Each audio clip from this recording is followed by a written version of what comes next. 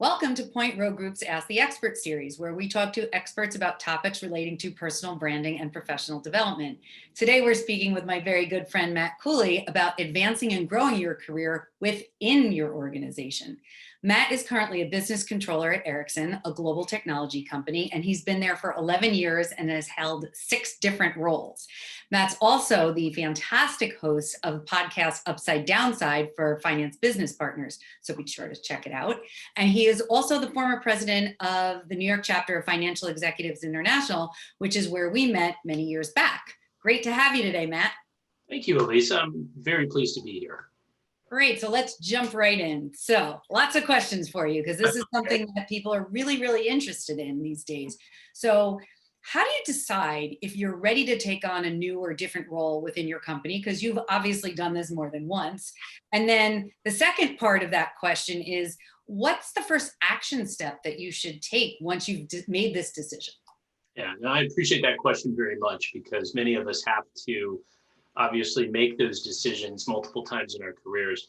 I would offer a few thoughts on this. So first, I think most people use lagging indicators, if I want to borrow a financial term, to decide when to make those types of changes. And it's usually because something happens to you, right? Another person got laid off in your team, your boss isn't as responsive to your ideas. You're not happy when you show up at the office in the morning. Something's changed and you need to react to it. I would suggest that that's a risky way to manage your career long-term. And probably a better approach would be leading indicators. So for example, I've accomplished most of the things that I've wanted to accomplish in the job that I have. There's a new line of business that's taking off in the company, and I've got the skills to contribute to that. So, that's another leading indicator. Another great one is people seek your opinions and guidance out because you're a subject matter expert. I would argue that that's a much better career strategy than focusing on the lagging indicators. I'd also add one more thing. Don't wait to apply for new opportunities until you're 100% qualified, particularly for internal opportunities. I think a lot of people focus on the qualification section in a job post and, sweat bullets over, do I meet all of these? Internally, go for 80%. Unless you're applying for a brain surgeon job, 80% is good enough to get started and going for it. So what's the first step you should take? So is it applying for the role, or what if there's no defined role there? What can you kind of start to do? Mm-hmm.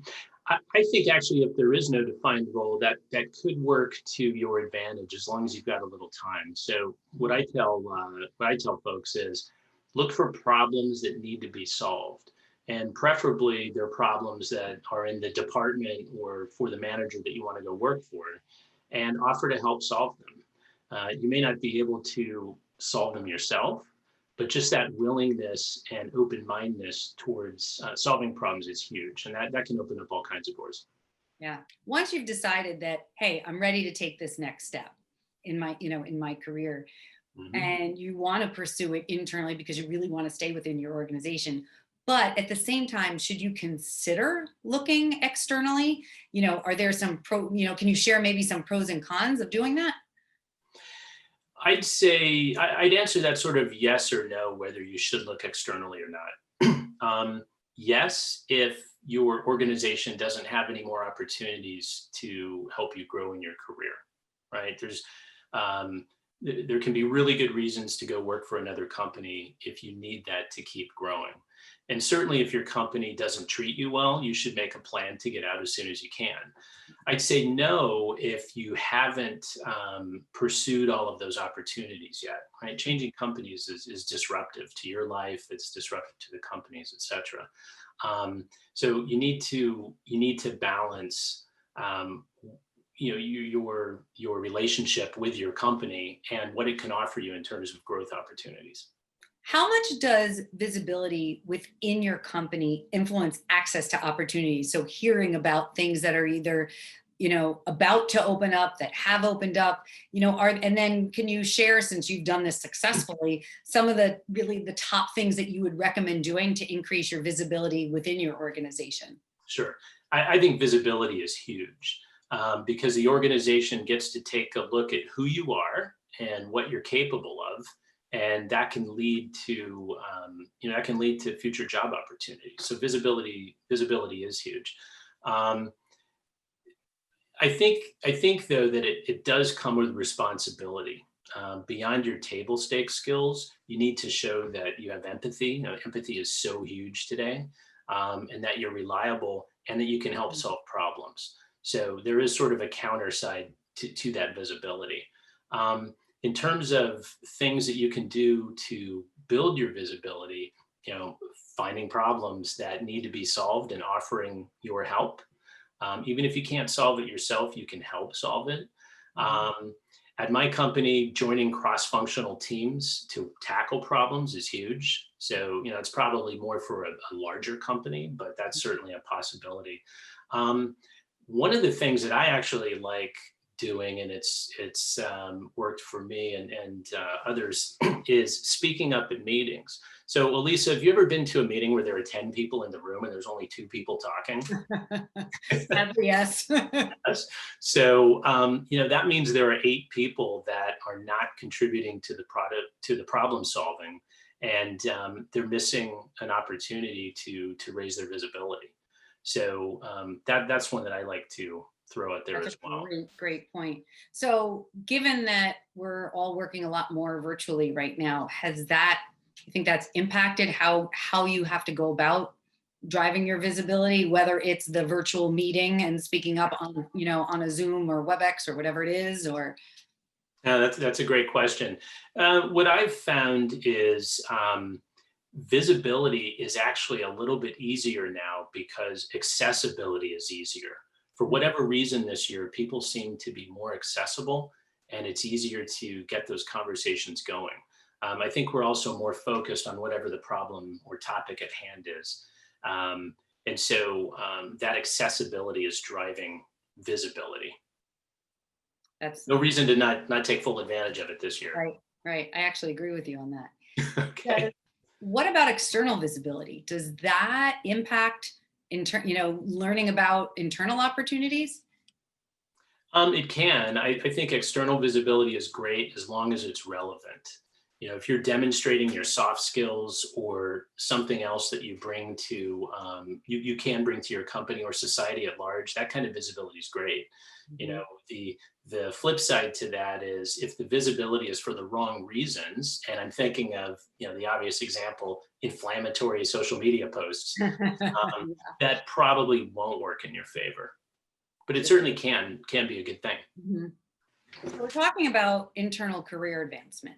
So driving visibility internally, perhaps externally as well. Are there other areas for professional development that people often overlook that can actually really help them internally for their career advancement?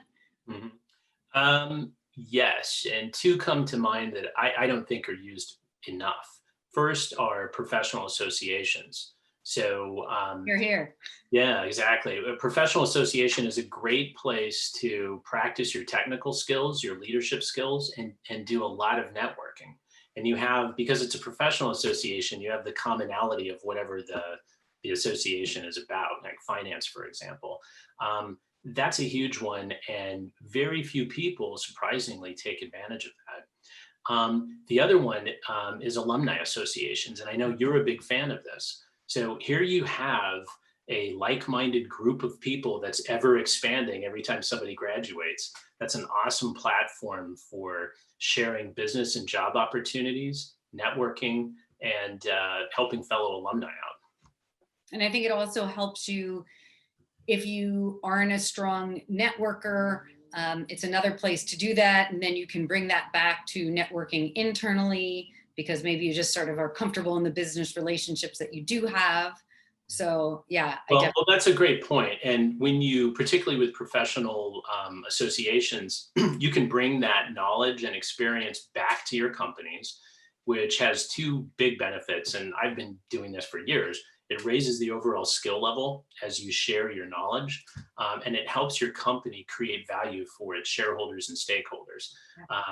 You can draw direct connections to that as you bring that knowledge internally over time. And it's huge. It's powerful. And I think also kind of thinking about you, for example, even also leadership, even, you were the president of the chapter. You brought a different kind of leadership back now internally after leading the New York chapter. So it's just a different layer also of your advancement and development. Well, that's true. And, for me, it was a great opportunity to build leadership skills with a group of volunteers, because I'll tell you, it's a very different dynamic than when people report something to you. But absolutely. And if you do that over time, it really does give you some level of career resiliency that most people don't have. Yeah. Well, thank you, Matt, for sharing your expertise with us for Point Road Group's Ask the Expert series. Always great talking to you. And of course, I do miss seeing you in person at FEI as well. You can check out this conversation as well as those with experts in other areas on our website at pointroadgroup.com/asktheexperts. Take care, everyone.